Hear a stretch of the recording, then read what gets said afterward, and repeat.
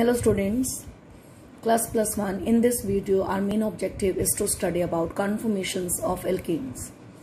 What are conformations first of all? अगर हमें ये समझना है तो उसके लिए हमें सबसे पहले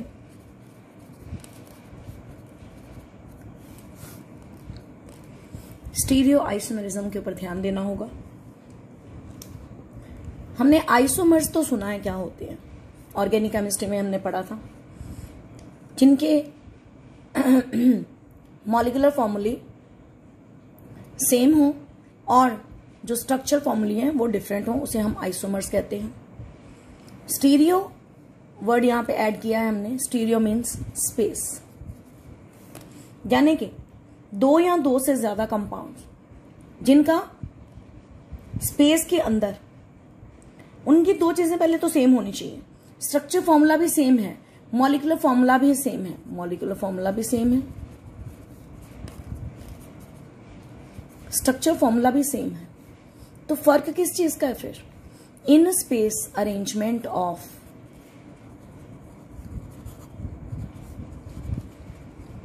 एटम्स। स्पेस के अंदर अरेंजमेंट ऑफ एटम जब भी डिफरेंट होगा उसे हम स्टीरियो आइसोमरिज्म कहेंगे। और ये जो कन्फर्मेशंस हैं ये स्टीरियो आइसोमरिज्म का एक टाइप है। तो इसका एक टाइप है रोटेशनल आइसोमर्स और कन्फर्मेशंस और रोटामर्स। और आज हम अपने इस वीडियो में आपको रोटामर्स के बारे में ही बताएंगे ना। जब हम स्पेस की बात करते हैं तो हम कभी भी चीज को यहां वहां कहीं पे भी शो कर सकते हैं, घुमा घुमा के। 3 डायमेंशनल स्ट्रक्चर के अंदर हम कभी भी किसी भी चीज को रोटेट करके उसके कई चीजें, उसके कई एंगल्स उसको देख सकते हैं। वो जो कई एंगल्स है उसको देखना, तो we can get number of rotational isomers. For example, अब हम एग्जाम्पल के साथ पढ़ते हैं। अगर मैं आपको 2 तरीकों से बताने जा रही हूं। पहले मैं आपको 2D के बारे में बताऊंगी, 2 डायमेंशनल के बारे में। स्ट्रक्चर 3 डायमेंशनल भी हो सकती है, स्ट्रक्चर 2 डायमेंशनल भी हो सकती है। 2 डायमेंशन के अंदर we will draw conformations of ethane की एग्जांपल लेते हैं। ये इथेन का मॉलिक्यूल जिसमें 2 कार्बन है, CH3 हमने इस तरह से लिखा है। इसको हम फिशर प्रोजेक्शन फॉर्मूले के हिसाब से लिखेंगे। जो फिशर प्रोजेक्शन फॉर्मूले हैं वो कैसे हमने बनाना है, पॉइंट इज दैट। जो फिशर प्रोजेक्शन फॉर्मूले है स्टूडेंट्स, उसको हमने कैसे बनाना है, हम ये बात देखने जा रहे हैं। और कौन कौन से ऐसे रास्ते हैं जिससे हम इसको ड्रॉ करेंगे। सबसे पहले सॉ-हॉर्स फॉर्मूले। इस केस में 2 तरह से इसको ड्रॉ करना है हमने। वन इज एक्लिप्स्ड वे और another is staggered way. Saw-horse में भी 2 तरह से। पहले एक स्लैंटिंग लाइन बनानी है। ये जो स्लैंटिंग लाइन है बेसिकली ये वाला बॉन्ड है, दिस बॉन्ड। अंडरस्टूड है? दोनों जगह पे यहां पे कार्बन है और एक कार्बन का अरेंजमेंट हमने ऐसे रख दिया। ये 3 क्या बनाए यहां पे, 1 2 3। ये 3 बॉन्ड, 1 2 3। 3 बॉन्ड यहां पे बने, 3 बॉन्ड यहां पे बने। और ये यहां पे तीनों जगह पे 1 2 3 क्या होगा, हाइड्रोजन। हम लिखते नहीं है, लिख भी लोगे कोई प्रॉब्लम नहीं है, लाइक दैट। कार्बन को मेंशन करने की जरूरत नहीं है, इट इज अंडरस्टूड। आप क्या देख रहे हो, एक ऐसा वाला हाइड्रोजन, एक ऐसा वाला हाइड्रोजन, दोनों जहां पे सिंगल तरीके से नजर आ रहे हैं। बॉन्ड तो सारे ही सिंगल हैं, लेकिन ये दोनों एक ही डायरेक्शन में नजर आ रहे हैं, सिंगल वन में। ऐसे अरेंजमेंट को एक्लिप्स्ड के नाम से जानते हैं ना। अगर आप एक कार्बन की पोजीशन को बिना चेंज किए इसको हमने बिना चेंज किया, पर दूसरे कार्बन की पोजीशन को पूरा रोटेट करवा दिया, पूरा रोटेट, तो क्या हमारे पास बन जाएगा शेप ऐसा। यहां पे हाइड्रोजन, यहां पे हाइड्रोजन, यहां पे हाइड्रोजन। हमने इसको पूरा रोटेट करवा दिया इस ढंग से, एक की पोजीशन को फिक्स कर दिया, दूसरे को रोटेट करवा दिया। That arrangement is called staggered.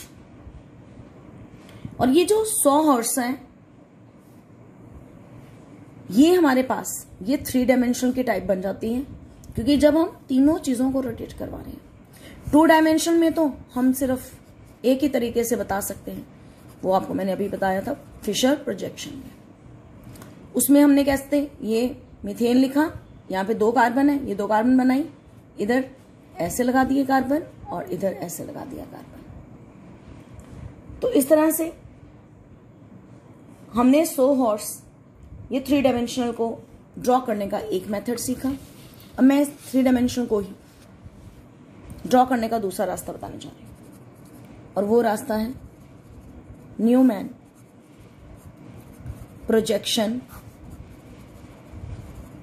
Formula. ये मेथड हालांकि इससे भी ज्यादा बेस्ट है। और इससे भी पहले मैं इनकी एक और बात डिस्कस करना चाहती हूं, बहुत बार पेपर में आता है। इन दोनों में से ज्यादा स्टेबल कौन? इन दोनों में से ज्यादा स्टेबल कौन, स्टैगर्ड या एक्लिप्स्ड?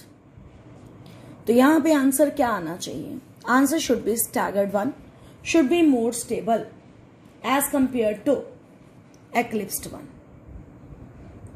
ऐसा क्यों? इसको जानने के लिए हम जब इस फॉर्म में लिखेंगे तो हमें ज्यादा सेटिस्फैक्टरी आंसर मिलेगा।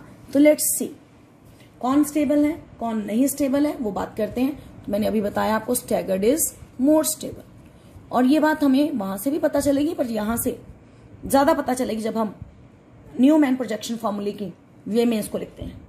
न्यूमैन साइंटिस्ट था, उसने क्या किया, एक सर्कल का इस्तेमाल किया फॉर्मूले को ड्रॉ करने के लिए, और उसने एक यहां पे सेंटर में कार्बन रख दी, इस सर्कल के ये फ्रंट के सेंटर में कार्बन रख दी, ये इसके 3 हाइड्रोजन लगा दिए। अब बिल्कुल इसकी बैक पर एक कार्बन रखा जो हमें बैक नजर नहीं आ रही, और उसके हाइड्रोजन कुछ इस ढंग से रख दिए कि सेंटर में नजर आए इसके। तो यहां पर हमने क्या देखा कि सपोज मैं आपको जरा शो करके जितना को दिखा सकते हैं, ये हमारे पास सेंटर में कोई कार्बन है, ये सपोज कार्बन है स्टूडेंट्स।